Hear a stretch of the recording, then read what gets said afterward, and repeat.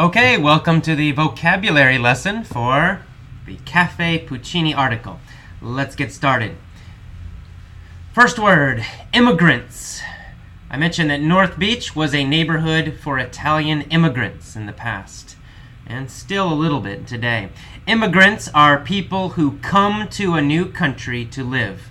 So if Italians come to America and they want to live in America, then they are immigrants. If Mexicans come to America and they want to live here, they are immigrants. All right. Next, we see the word literary. Literary. I mentioned that North Beach served as the center. It was the center of San Francisco's literary renaissance. Literary means about writing and books, having to do with writing and books. So writing and books is literary. So back in the 1950s and 60s, San Francisco had a lot of good writers and famous writers.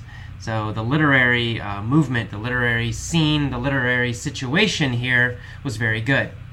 And that next word, Renaissance, I said San Francisco's literary renaissance. A renaissance is a time period when there is a lot of art and science. So the art improves a lot, or there's a lot of great art coming from one city or one country or one area. For example, in history, we talk about the Italian Renaissance back in the 1500s, 1600s. So suddenly in Italy, there was a lot of great art. Leonardo da Vinci, Michelangelo. So that time period we call the Renaissance, the Italian Renaissance. So you can also have a literary renaissance or writing renaissance. So San Francisco had one in the 50s and 60s. All right. And then I mentioned that those writers at the time, the beat writers, challenged the conservative society of America.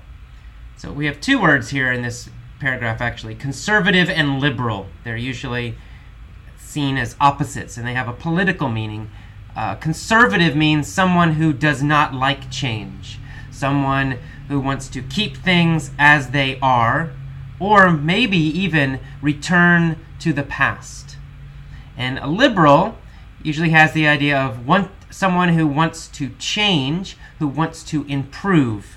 And usually we're talking about society. So a conservative wants to keep society the same as it is or as it was. And a liberal wants to change society, make it better. Okay, so at the time, American society in the 50s was very conservative. People didn't like change. They wanted everyone to be normal and the same. And the beat writers, this group called the Beats, they challenged that. They went against it. So in this case, to challenge means to disagree with or to fight against. So the Beats fought against, they disagreed with the conservative society of America in the 50s. They were very liberal. And they helped create San Francisco's liberal culture. All right, next paragraph, you'll see the word, actually the phrase, the movement. I say the focal point means the center. The focal point, the center of the movement, the beat movement, was City Lights Bookstore, owned by anarchist poet Lawrence Ferlinghetti.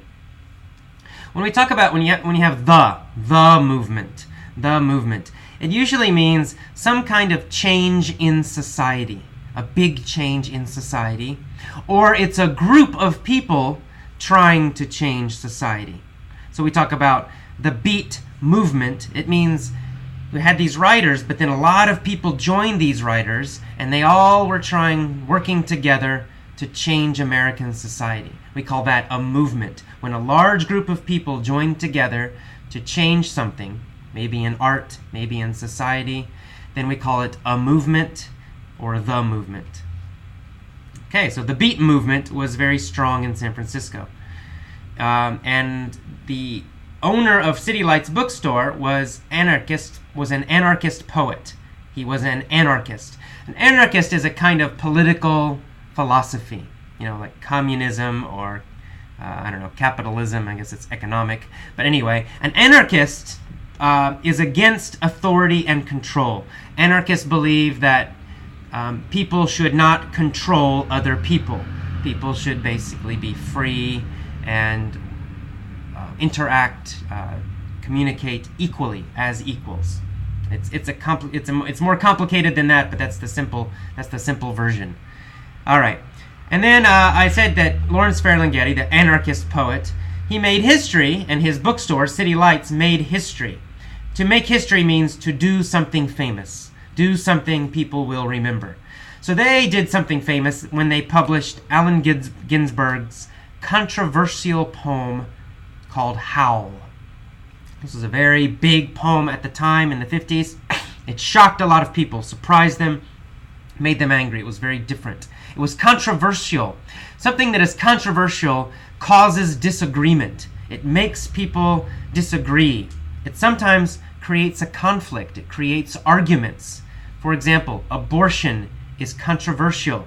Many people are for abortion, for choice, very strong. Many people are against abortion, very strong. It's a controversial topic. It creates a lot of argument and conflict.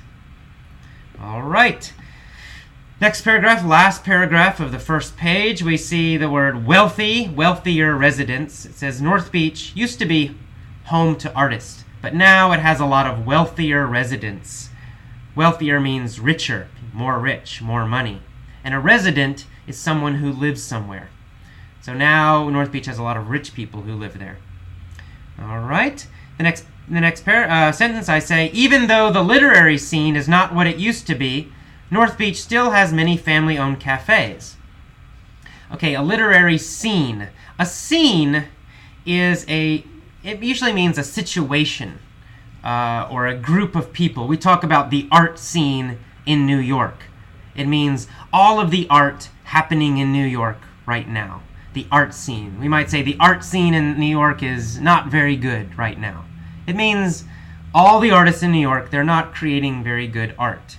Or we might say the writing scene, the literary scene in San Francisco is great right now. It means there are a lot of great writers at this time. So it's the situation in a certain place. Okay, in the next sentence, you'll say I mention a list of people you find in the cafes. You'll find artists, writers, poets, entrepreneurs. An entrepreneur is a business person, but it's someone who owns their own business. They start their own business. Bill Gates is an entrepreneur. He started Microsoft. But an employee at Microsoft, someone who works there, is not an entrepreneur. So an entrepreneur does not have a boss. They are the boss. They own the company. All right, the next page, I say my favorite cafe is Cafe Puccini. That's named after the Italian opera composer. If you are named after someone, it means you are given the same name as someone else or another place. In this case, the owner likes opera, so he named his cafe the same name as an opera composer, Cafe Puccini. All right. And composer is someone who writes music. And then at the end of that sentence, end of that paragraph, you see the sentence, they hold long animated conversations in Italian. Hold in this case means have or do. We sometimes use the verb hold. To hold a conversation, for example. To hold a conversation means to have a conversation. And an animated conversation, animated means a lot of movement, a lot of emotion, a lot of gestures. So it's not a calm conversation. It's an emotional conversation. They're using their hands. They're talking loudly. They have a lot of emotion. That is an animated conversation. So animated means emotional, with a lot of energy, with a lot of movement. All right. The next paragraph, you'll see the sentence, the staff never seems to mind that I stay a long time.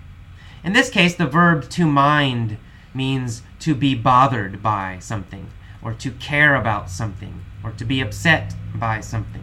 So the staff never seems to mind that I stay a long time. They never care that I stay a long time. It doesn't bother them. It's okay.